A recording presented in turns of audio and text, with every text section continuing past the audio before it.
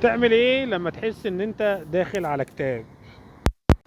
كلنا احيانا بنمر بالاحساس ده، ان انت تلاقي نفسك النفسية مش قد كده، حاسس ان طاقتك الباور نازل لتحت، مفيش رغبة في الشغل. من الاخر كده تحس انت يعني ايه، زي ما تكون داخل على كتاب او خانقة ضيق. وفي الغالب دايما الاحساس ده بيكون مصاحب ان تكون الدنيا، الامور الماديه مش قد كده، او الظروف الماديه وضعها يعني الدنيا مكعبله معاك ماديا. هو في الغالب دايما الاحساس ده بيجي بسبب الماديات يعني. فبما اني داخل على الاحساس ده او بمر بالموضوع ده، الحمد لله الواحد من تجاربه اللي مر بيها يعني بيعرف يخرج من الاحساس ده بسهوله الحمد لله. فحبيت اشارككم ازاي انا ابقى بعمل ايه لما امر باحساس زي ده. انا طالع من اجازه العيد مستنزف ماديا جدا، لان الفتره بتاعه العيد دي بتبقى فيها مصروف كتير، وفي نفس الوقت ما بشتغلش، مفيش دخل، فطبعا الاوضاع الماديه بتبقى صعبه شويه. وقابلت بقى شويه ايه، زاد على كده شويه عقبات بقى والتزامات كده طلعت لي مره واحده، كعبلت لي الدنيا خالص. إيه اولها لسه جايب تليفون جديد، السوكت بتاع التليفون اللي في التليفون نفسه باظ، والهاند فري اللي انا لسه جايبه برضك اتقطع، اللي هو بقى فرده واحده وبيشغل بالعافيه دلوقتي اصلا. غير التليفون، اسمه إيه ده، الموتوسيكل عندي فيه مشكله متكرره. الموتوسيكل هبقى اجيبها لكم في فيديو لوحده. الجلب بتاعه الفرده اللي ورا باظت، ودي في اقل من شهر باظت تاني، يعني الموضوع ده اتكرر مرتين. مش مشكلتي في تصليحها، مشكلتي ان هي باظت ليه تاني. انا اللي قلقني وشاغل دماغي ان انا إيه، هي ليه باظت بسرعه كده، معنى كده في حاجه غلط. غير ان الموتوسيكل اصلا فيه شغل كتير لان مفيهوش فرامل قدام. غير كده ان انا ضروري جدا اروح لدكتور السنان، لان انا حرفيا ما بعرفش اكل خالص. فالموضوع عامل لي ازمه جامده. البخاخه بتاعتي خلصت، بتاعت الحساسيه. ماشي منفض حرفيا من غير فلوس يعني. المفروض ان انا احط انزل اشتغل بالموتوسيكل، والموتوسيكل اصلا ما فيهوش بنزين، يعني انا حطيت فيه ب 50 جنيه من يومين وماشي بيهم، ويعني خلاص على داخل على الاحتياطي. اكتر حاجه مأزماني كمان ان الروتين بتاعي باظ من ساعه ما طلعت من العيد.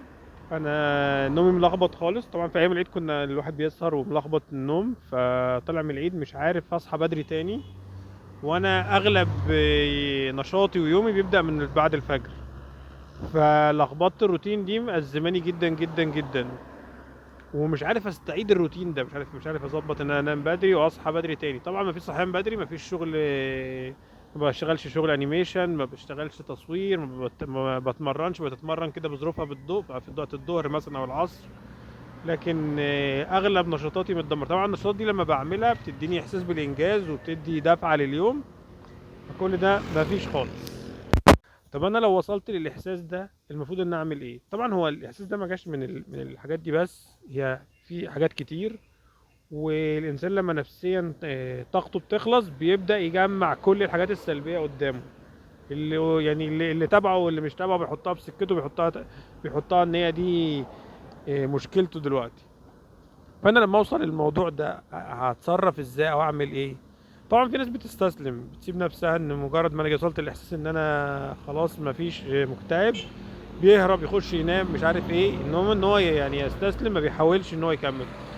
طبعا احنا يعني للاسف ما عندناش رفاهيه ان انا اسيب نفسي، ان انا استسلم لاكتئاب او زعل او حزن، او ان انا اسيب شغل اكبر دماغي ما اشتغلش مش عارف ايه الكلام ده كله يعني ايه. ما عنديش الرفاهيه دي. فلما اوصل للحاجه المرحله دي لازم الحق نفسي بسرعه. طب انا الحق نفسي ازاي؟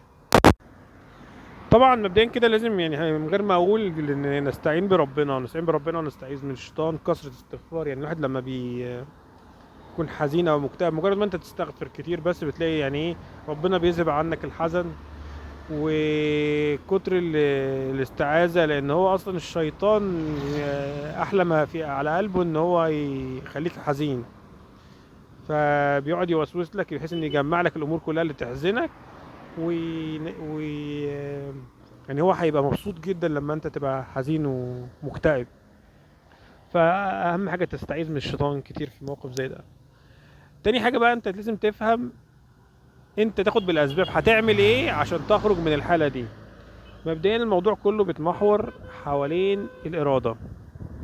قوة الإرادة. قوة الإرادة دي عبارة عن إيه؟ إن أنت إيه الإرادة دي عموما؟ إن أنت تقدر تعمل الحاجة اللي أنت بتكرهها، أو تعمل حاجة أنت ما بتحبهاش، سيبك من تكرهها، حاجة أنت مش محببة ليك، مش على هواك. دي معنى الإرادة. الإرادة إنك تعمل حاجة أنت مش مستساغها، مش محببة لنفسك. تمام؟ من مثلا الشغل، التعب، المجهود، الكلام ده كله، كل الحاجات دي مجهدة ليك. فكل الحاجات دي محتاجة قوة إرادة عشان تعملها. قوة الإرادة دي عموما عاملة زي العضلة، بتحتاج تمرين عشان يبقى عندك أصلا الإرادة دي. ولما يكون عندك الإرادة دي بتبدأ تستخدمها، اللي هي العضلة، تبدأ تستخدمها وتستهلكها. فكتر استخدامها واستهلاكها بيخليك مع الوقت ما عندكش إرادة. هنتصرف ازاي بقى مع العضلة دي بعد ما هي بقت منهكة خلاص والدنيا بتنهار، عشان ما نقعش اكتر من كده؟ انا بقى عن نفسي اول حاجة بعملها ان انا دلوقتي مثلا المفروض ان انا النهاردة هنزل اشتغل بالموتوسيكل. ما اديش مساحة ان انا اقعد افكر ان انا هنزل اشتغل النهاردة، انا هنزل ازاي، انا مخنوق، انا متضايق. لا، انا دلوقتي جه ميعاد الشغل، انزل اشتغل.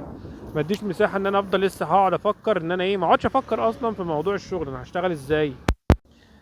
تاني حاجة احسب العواقب. انا دلوقتي نزلت اشتغل، طب انا دلوقتي حاسس ما عنديش رغبة ولا ارادة ان انا اشتغل. طب انا لو ما اشتغلتش ايه اللي هيحصل؟ هستنزف ماديا. انا كل يوم بيعدي عليا التزامات مادية ومصاريف، وفي نفس الوقت انا ما بيخشليش دخل. فانا لو ما اشتغلتش هستنزف ماديا، يبقى انا ما ينفعش اسيب نفسي استسلم لعدم الشغل، انا لازم اشتغل. إيه الشغل مش حلو، برضك هشتغل. إيه رحلات قليلة، الشغل قليل، مش عارف ايه، ايا كان الوضع انا هفضل شغال.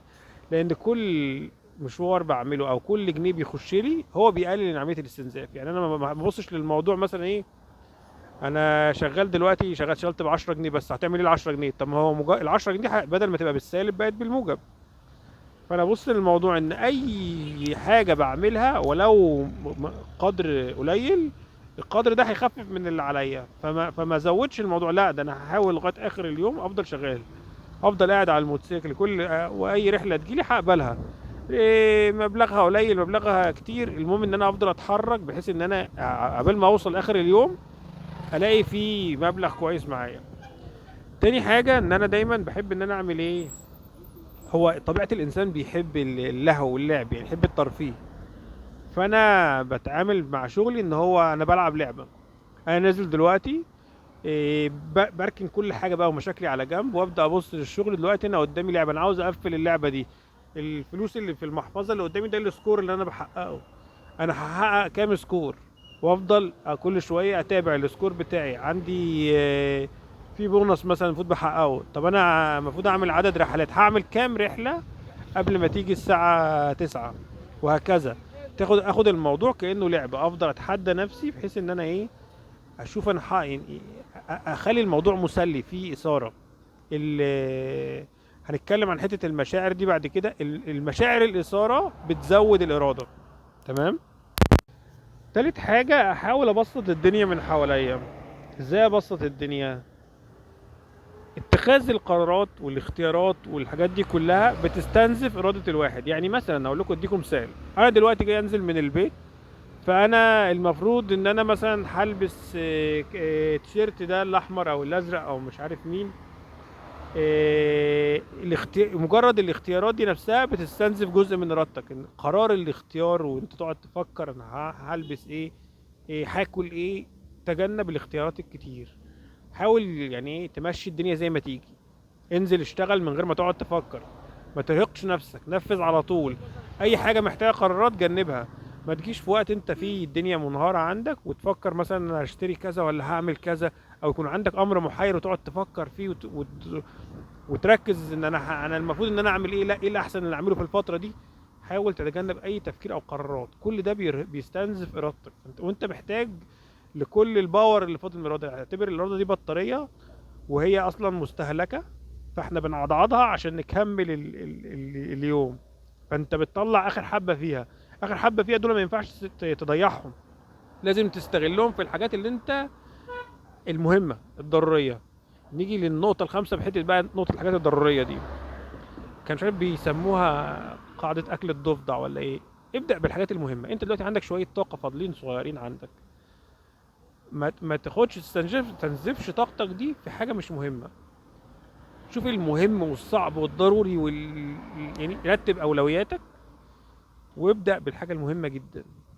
الباقي السهل ده والله تفضل طاقه عندك هتعمله، ما تفضلش طاقه خلاص ده انت عملت اللي عليك.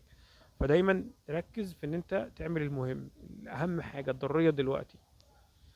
ما تحاولش تستهلك طاقتك في اي افكار تانية تضيع وقت او قرارات او اختيارات. ما تحاولش مثلا انت دلوقتي مثلا عاوز تكتسب عاده جديده، ما تحاولش تستنزف، لان بناء العادات او اكتساب العادات محتاج اراده وطاقه. ما تحاولش ان انت تستهلك طاقتك في حاجه زي كده. تمام. نيجي بقى لنقطه المشاعر اللي احنا قلنا هنتكلموا فيها بعدين.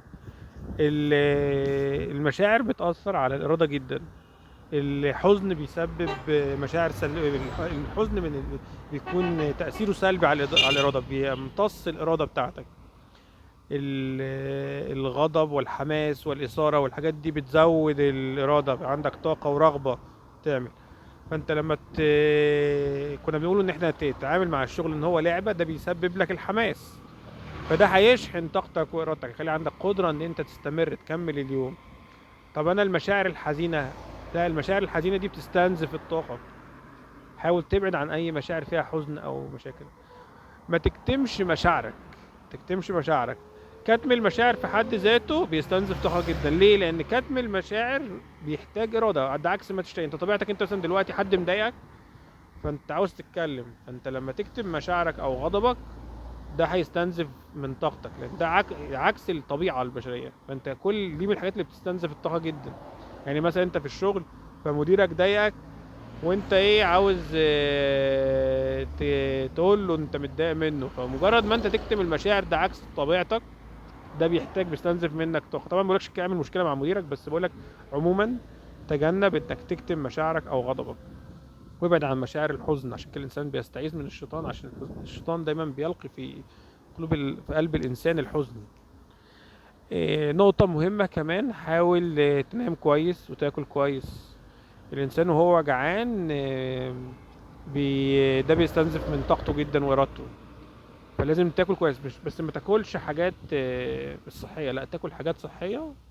ما تاكلش حاجات زي ترفع الدوبامين وكده، زي الشوكولاته والسكر وكده، هترفع في شويه وبعديها شويه تلاقي نفسك وقعت تاني.